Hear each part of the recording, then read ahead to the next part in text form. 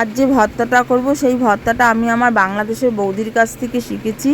আমার বৌদি করে আমাকে খাইয়েছিল, তারপরে সেটা দেখেই আমি চেষ্টা করলাম বৌদির মতন করে করার জন্য।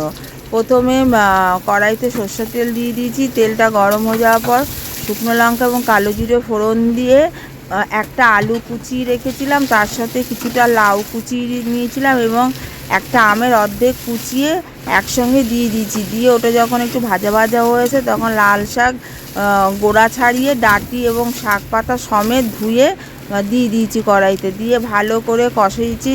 তার মধ্যে কটা কাঁচা লঙ্কা ফেলে দিয়েছি, নুন হলুদ দিয়েছি। দিয়ে তার মধ্যে পোস্ত, চালমগজ আর কাঠবাদাম, আমার কাজু বাদাম ছিল না, কাঠবাদাম দিয়েছি এবং চিনি দিয়ে ভালো করে কষিয়ে বাটিতে তুলে নিয়েছি। একটু ঠান্ডা করে মিক্সিতে পেস্ট করে নিয়েছি।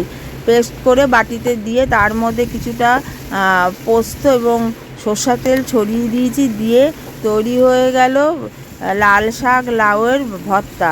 খেতে দারুণ হয়েছে, তোমরা বানিয়ে খেয়ে দেখতে পারো একবার।